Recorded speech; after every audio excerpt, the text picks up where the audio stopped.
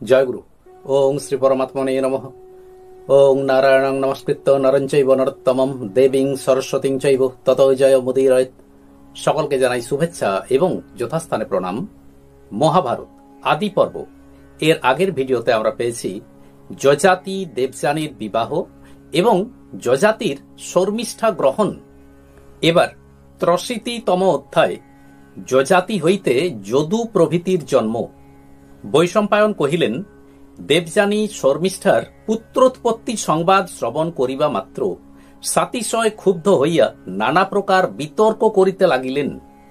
অনন্তর শর্মিষ্ঠার সন্নিহিতা হইয়া কহিলেন, হে শুভ্র, তুমি কামান্ধ হইয়া এ কি পাপানুষ্ঠান করিলে?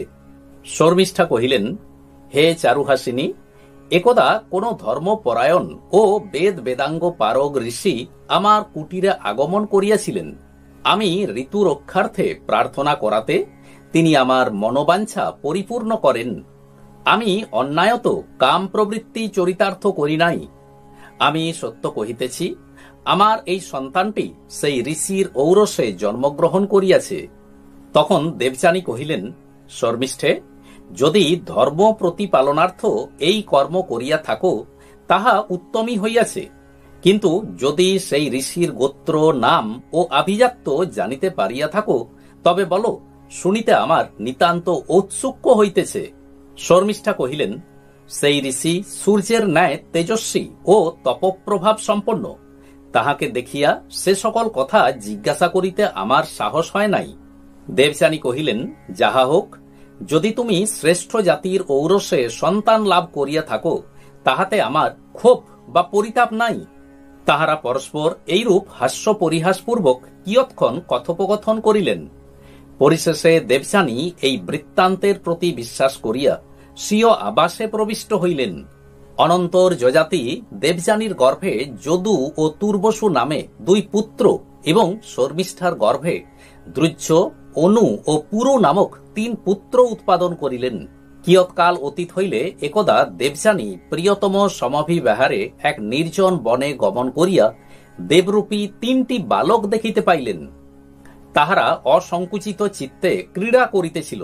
দেবযানী তাহাদিগের অসামান্য রূপলাবণ্য সন্দর্শনে বিস্মিত হইয়া কহিলেন, মহারাজ, এই সর্বাঙ্গ সুন্দর বালকগুলি কোন ভাগ্যবানের পুত্র বলা যায় না।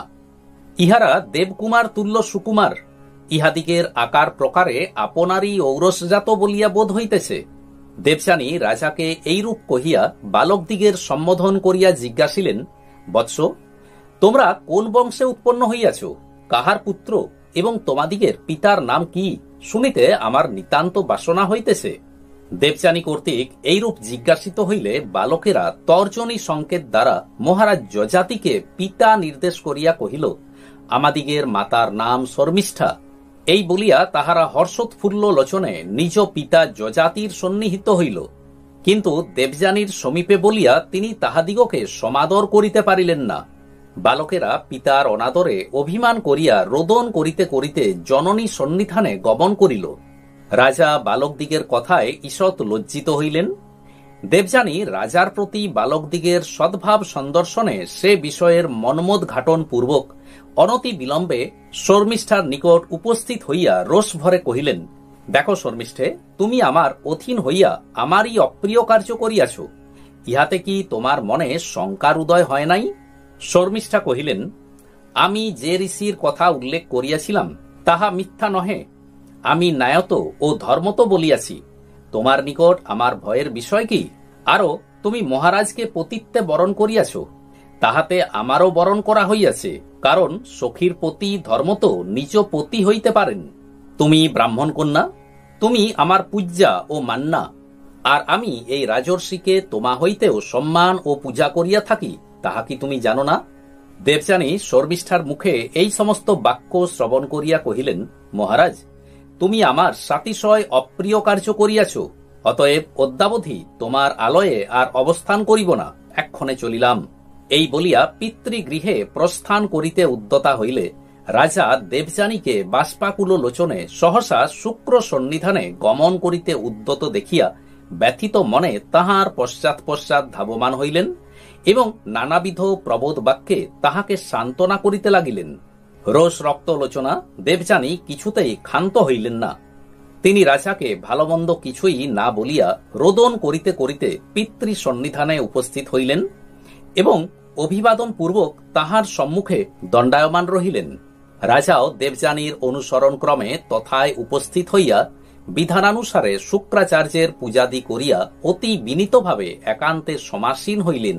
তদনন্তর দেবযানী শুক্রকে কহিলেন, তাত অধর্ম ধর্মকে পরাজয় করিয়াছে, নিকৃষ্টেরা মহতের সহিত নিজ ব্যবহারে প্রবৃত্ত হইয়াছে। দেখুন, বৃষপর্ব তনয়া শর্মিষ্ঠা আমাকে অতিক্রম করিয়া উঠিয়াছে।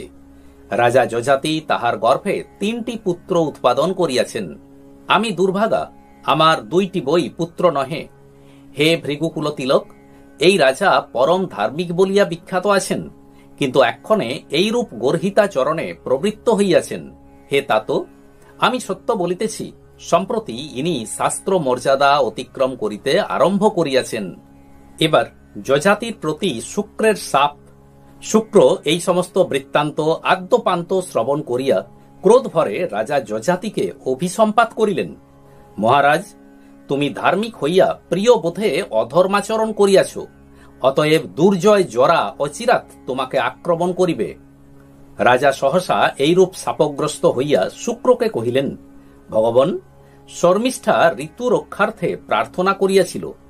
আমি ধর্মস্থাপনের নিমিত্ত সেই কর্ম অনুষ্ঠান করিয়াছিলাম। নিকৃষ্ট প্রবৃত্তি চরিতার্থ করিবার জন্য করি নাই। ধর্মশাস্ত্রে কথিত আছে, যে পুরুষ ঋতু রক্ষার্থিনী স্ত্রীলোক কর্তৃক প্রার্থিত হইয়া তদীয় ঋতু রক্ষা না করে, সে ভ্রূণ হত্যা পাতকে লিপ্ত হইয়া নিরয়গামী হয়। এই সমস্ত পর্যালোচনা করিয়া ধর্মলোপের আশঙ্কায় আমি শর্মিষ্ঠার বাসনা সফল করিয়াছিলাম। শুক্র কহিলেন, মহারাজ, আমি তোমাকে যে কর্ম করিতে প্রতিষেধ করিয়াছিলাম তাহা তুমি কেন করিলে? তুমি জানো, মিথ্যাবাদী ব্যক্তির ধর্মাচরণকেও এক প্রকার চৌর্য বলিলে বলা যাইতে পারে। যজাতি শুক্র কর্তৃক এইরূপে অভিশপ্ত হইয়া তৎক্ষণাৎ জ্বরাক্রান্ত হইলেন। পরে তিনি শুক্রকে কহিলেন, ভগবান, আমি অদ্যাপি যৌবন সুখ অনুভব করিয়া পরিতৃপ্ত হই নাই। অতএব প্রসন্ন হইয়া যাহাতে জরা হইতে মুক্ত হইতে পারি, এরূপ কোন উপায় অবধারণ করিয়া দিন। শুক্র কহিলেন, মহারাজ, আমার শাপ অন্যথা হইবার নহে, তবে এইমাত্র হইতে পারে, তুমি ইচ্ছা করিলে অন্যের শরীরে স্বকীয় জরা সঞ্চারিত করিতে পারিবে। তখন রাজা কহিলেন, হে ব্রাহ্মণ, এক্ষণে এই অনুমতি করুন যে আমি পঞ্চপুত্রের মধ্যে যে পুত্র মদীয় জরা গ্রহণ করিয়া আমাকে যৌবন প্রদান করিবে, সে রাজ্যাধিকার, পুণ্যাধিকার ও কীর্তি লাভ করিবে। শুক্র কহিলেন, হে নহুস্তনয়, তুমি আমাকে স্মরণ করিয়া অন্যের শরীরে জরা সঞ্চারিত করিতে পারিবে এবং তাহাতে তুমি পাপভাগী হইবে না।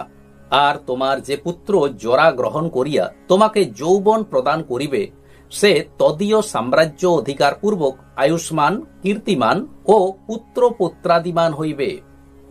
আজ এই পর্যন্তই। আসুন এবার শ্রী ভগবানের মহামন্ত্র জপ করি। হরে কৃষ্ণ কৃষ্ণ কৃষ্ণ হরে হরে, হরে রাম রাম রাম হরে হরে। নমস্কার।